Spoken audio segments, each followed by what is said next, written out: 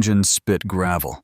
A line of black polos stumbles like bowling pins, and the sheriff's lights wash red-blue over the pines, while I lift my coffee and say, calm as a whisper, "Ms. Kensington, step off my gate." "Your clipboard doesn't work here." "Yeah." "That happened. I didn't come up to Red Hollow Road to fight anybody. I came to breathe. I'm Landon Brooks, carpenter, stubborn by reputation, owner of a little cabin, stitched together with cedar sweat and a few unprintable words. And I planted 4 survey stakes the day I signed the deed, just to hear that hollow thunk and know, okay, this patch of dirt is mine. Juniper County line sits half a mile from the Cedar Crest Bluffs entrance. You can see their glass railings across the canyon, if the sun hits them right. But you can't hear their rules from here unless someone drags them over on a bullhorn. And that's exactly what happened. First time Marla Kensington showed up, it was 6:02 a.m., heels clicking on gravel like a metronome for a bad day. She smiled like a dentist and slid a $500 fence color citation through my screen, neutral palette only, while my unpainted cedar sat there, pretending to be a felony. You know what I mean. After that, it was a $250 ticket for driveway visibility because my pickup offended her. View a laminated photo of my trash bin taped to my gate with unsightly in red. And finally, an envelope stamped Cedar Crest, HOA dues, past due. With my name printed like I'd applied for it, I burned that one with a pork chop and called it even. Every time she said community standards, I pointed to the rebar stake with the orange ribbon and read my parcel number out loud like a prayer. This line is ink and dirt. This line holds. The morning it turned from paper cuts to punches started cold and clean, bacon in the pan, coffee on the porch rail. Cousins, Troy and Luis, sleeping off cards and stories in the guest room. Both Army, both built like the sturdy side of a barn. And then I heard it.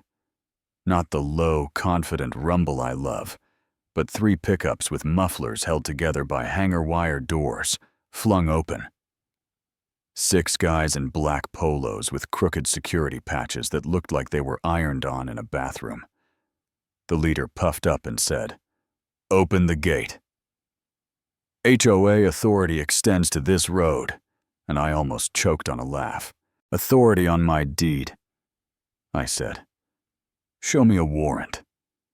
And a spine. He rattled the padlock like it might confess something, and here comes Marla in a red blazer with a bullhorn calling out, "Unregistered structure, unauthorized occupancy, illegal woodcutting," as if she were reading the lunch specials.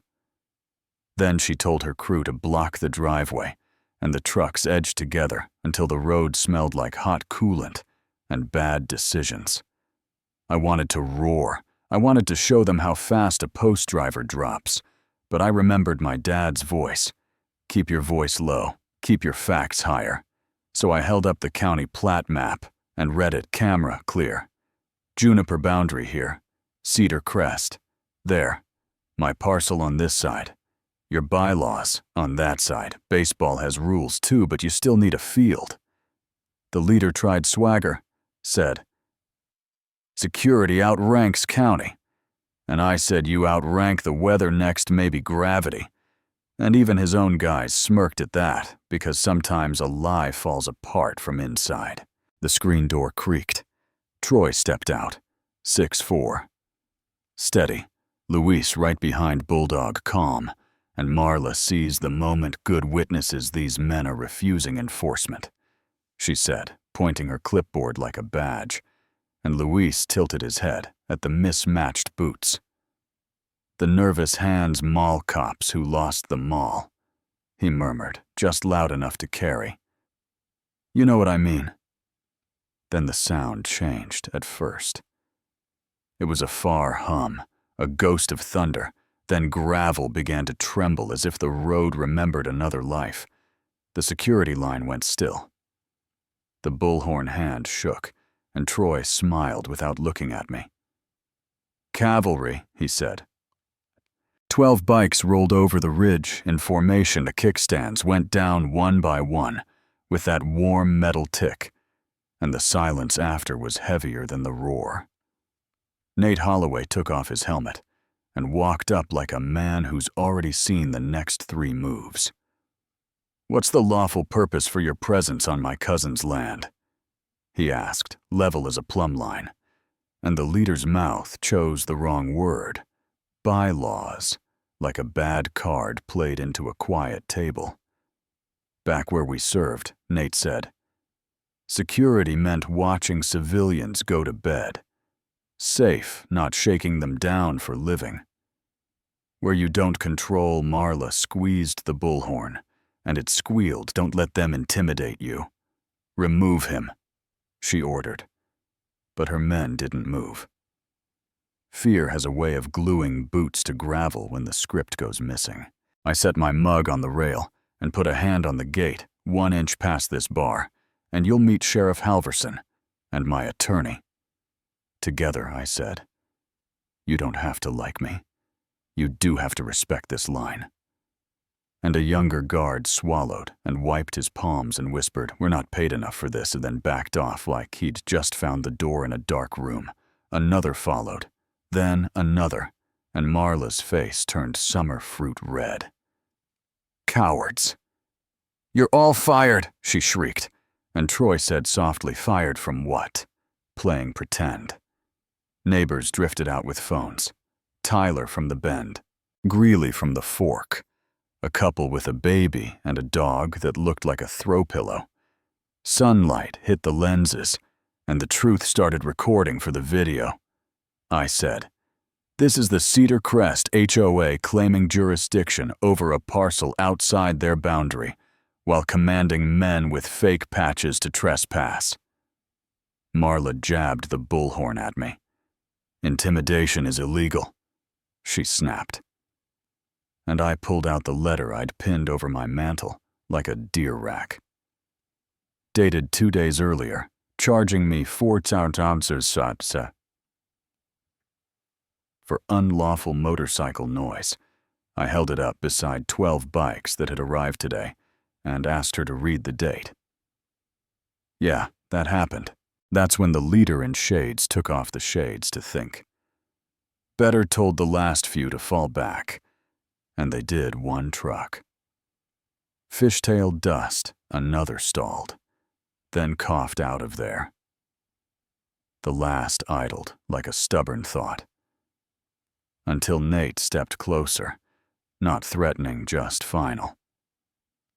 "Son, 2 choices: drive away now, or explain to the sheriff why you're standing on a man's land with a fake badge." The man stared at the steering wheel and chose the road. Sheriff Reed Halverson rolled in steady as Weather stepped out slow. Took in the gate, the U-turn tracks, the riders, the red blazer, the phones, and the papers in the gravel. He said, morning and 10 degrees of tension left the air like steam off a kettle. "What do we have?" he asked, and I handed him the plat map. The deed on my phone, the video thumbnail titled HOA Attempts Eviction Outside HOA. He studied them without hurry, then turned to Marla Miz. "Kensington, step away from the gate," he said. "She tried community standards." He held up the noise letter dated 2 days early for an event that hadn't happened. "That smell is fraud," he said. "Clean as a bell." She reached for a new script. The bikes intimidated me, and Nate's laugh came soft. "We killed the engines when we parked." "Ma'am?" "The only thing rattling was your patience." The sheriff radioed a short code, nodded to me like a man confirming the floor is level. "Mr. Brooks, you've been clear and patient. Appreciate the record," he said.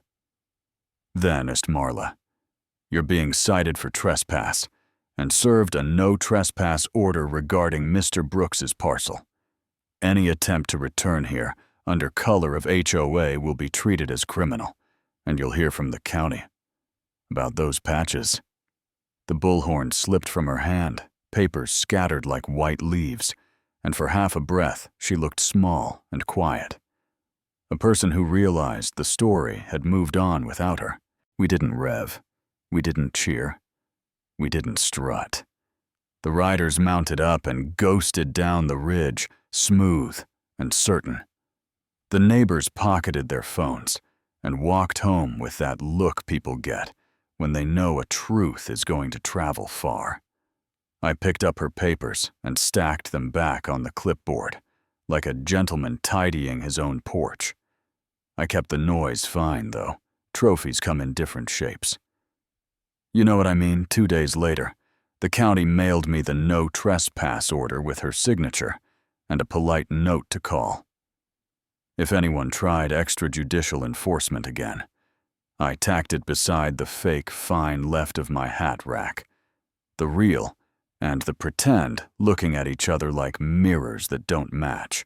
Will she come back with a lawyer and a fresh theory of where Cedar Crest ends? Probably will someone in a straighter polo knock and offer a neighborly resolution that sounds a lot like surrender, almost guaranteed. Do I want a forever war with people who measure their worth in fines and frowns? Not even a little. I want a millboards fix the porch swing, teach my nephew a bow line, and split enough cedar that the winter smells like a good memory. But there's a kind of peace you only get after a line is drawn and held. And I'm not moving mine because someone's view wants it quieter. So tell me what you see here. Community standards or control safety or theater, a clipboard or a warrant. If you stood on my porch with that coffee in your hand that morning, would you call? Riders? Call a lawyer? Or call it not worth the fight? Drop your take below. Argue it out. Share your own HOA story. Or any time a small badge tried to walk past a big boundary. Hit subscribe if you want more. And yeah, I'll read what you write.